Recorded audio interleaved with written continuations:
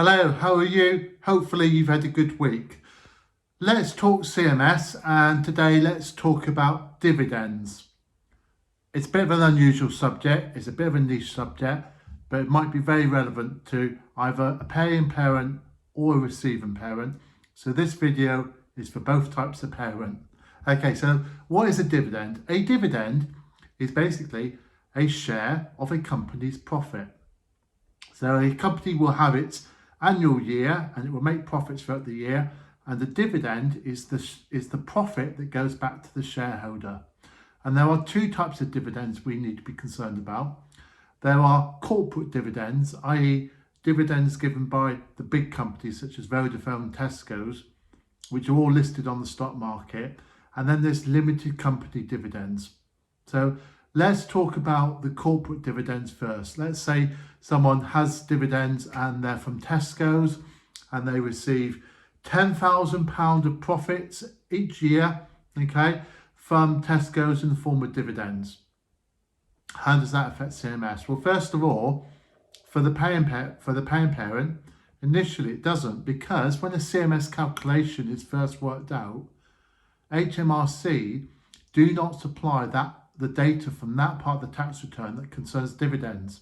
Something to do with tax law, but essentially the data related to the payment of dividends is not shared with the child maintenance service, and therefore it's not included in the initial calculations.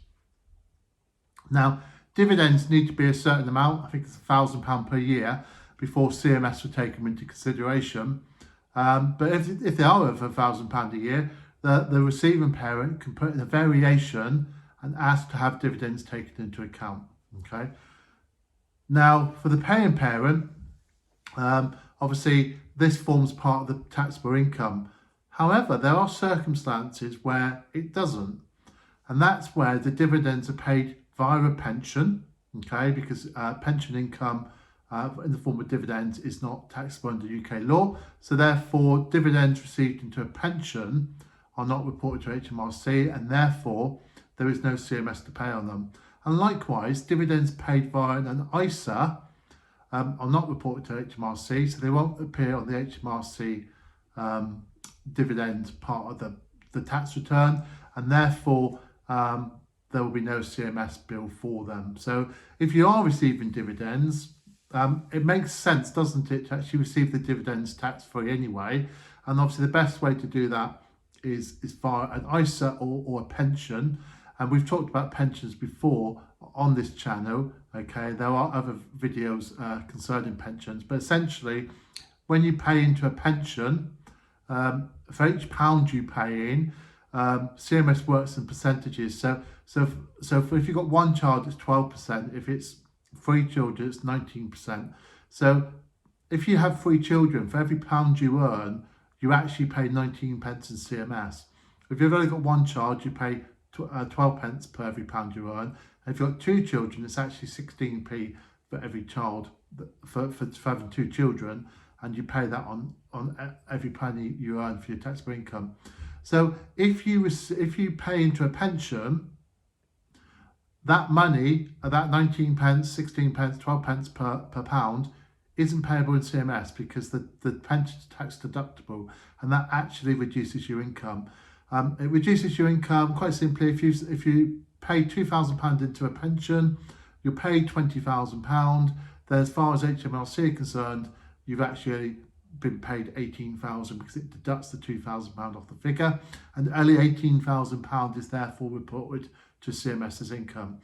So there's a sort of double bonus there. If you pay into a pension, you get the sort of reduction in CMS, but also the dividend income whilst in that pension, whilst it's being invested, is not subject to CMS either. Okay. Now the other type of dividend is limited company dividends. Now limited companies are normally set up often by initially as one person as a director, and there's over time maybe the companies will grow or maybe they won't. Maybe the company will continue to have one director, maybe one employee, okay, and one shareholder. Now that one per employee, director and shareholder could be the same person, okay. if you are a limited company director, you don't have to take a salary. Okay, it's perfect. But if you're a shareholder, it's perfectly permissible for you to take your income in dividends rather than through PAYE. And the reason you may want to do that is because dividend income is taxed at a lower rate compared to taking it as salary. So if you're earning £30,000 per year, if, for example, you take that as PAYE, you pay tax and national insurance on it. If you take it as dividends, as dividend payments, you will pay less tax overall. Okay, so for those paying, so those it's not paying, but for those paying parents, there are tax advantages for you to be paid in dividends. If you are a receiving parent, the fact that the paying parent is being paid in dividends doesn't make a difference to you. Okay, for each pound in dividend income, you get the same amount of CMS if it was paid via the PAYE. So just because someone's receiving dividends, it doesn't mean to say they're dodging CMS. It is a bona fide, legitimate way to pay less tax, okay? Because they are taking the profits from the company rather than paying it as PAYE, and that's a good thing to do, okay? So obviously that's the other way of taking dividends. Now obviously those dividends have to be taken as taxable income. They're not taken, paid via an ISA or a pension. So yeah, there's no sort of advantage tax purposes from that point of view. Okay, the dividend income is wholly 100% taxable income. Okay, just while we're talking about companies, it's worth pointing out there are several ways of taking income from a company. Okay, now one of the methods is to take money as dividends, which is perfectly fine. One of them is to take income as PAYE, i.e. as a salary. And the third option is the use of directors' loans.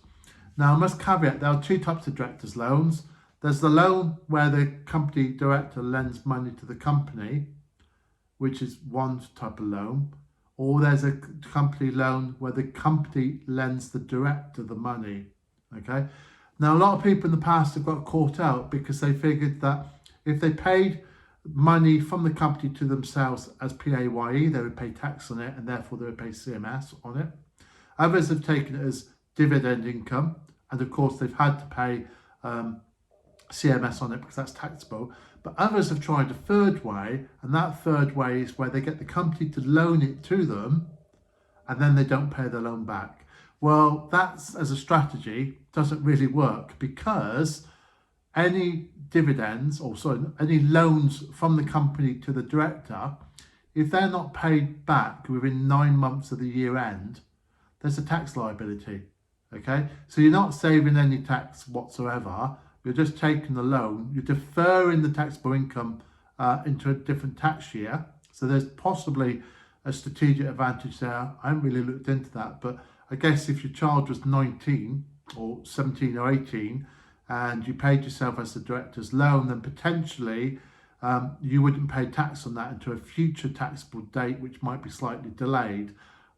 Possibly there might be an advantage there. It might mean that you might save a bit of CMS, but you might not. The reason for me mentioning this is because I have come across people who have done precisely that. They have paid themselves income, okay, in the form of a loan to themselves. And of course, at the end of the year, it's suddenly become the financial year for the company. It's actually become taxable, okay? And so that falls flat on its face as a way of sort of trying to pay less CMS. I would suggest that the best thing to do, if you want to reduce your tax, is to pay it as a dividend, okay, and pay it that way. So you pay less tax, but pound per pound, your CMS is basically going to be the same, obviously. But obviously you could pay yourself a dividend and then receive it that way, so pay less tax on it. And then the money you then have in your bank account, you could actually use to pay into a pension, which would then mean that that money was effectively taken out the company and then not subject to CMS because it's been paid into a pension. Therefore, that would get around that one. So that's something to think about. So so that's just a quick one on dividends. Obviously, I'm not a financial advisor. Okay, so none of this should be considered to be financial advice, okay? It's just my interpretation of how dividends work, okay? And just to take up that, and obviously with all these things, you should do your own research. Do your own research, DYOR, okay? And that's probably about it, but that's something to think about. Whilst you're looking at this, whilst you're watching this video, maybe now's the time to like and subscribe. I'm slowly growing the channel. Obviously, my niche is child maintenance, okay? I speak for both parents. I don't have a particular favourite towards a particular non-resident parent or the parent with care. I don't favour. I just make the videos with the facts, okay? It's up for you to determine your circumstances and whether those facts fit you and whether they're worth doing, okay? So if you could please like and subscribe. If you'd like to take a look at some of my other videos, I normally produce videos on a Sunday, and I usually upload those at some point on Sunday afternoon or Sunday evening. Most weeks I get one, and obviously if you do subscribe, when you're on YouTube and those videos are released, they will pop up onto your YouTube and you'll be able to watch them. So that's great, okay? So thank you very much for your time. I'll give a very quick summary. Essentially, dividends offer tax advantages, okay? Dividends themselves do not reduce your CMS, but of course, because the dividends are income, you can pay that income into a pension, which does effectively reduce your CMS, okay? So that's it. Great, thank you. Have a great day, and see you again. See you later. Bye-bye.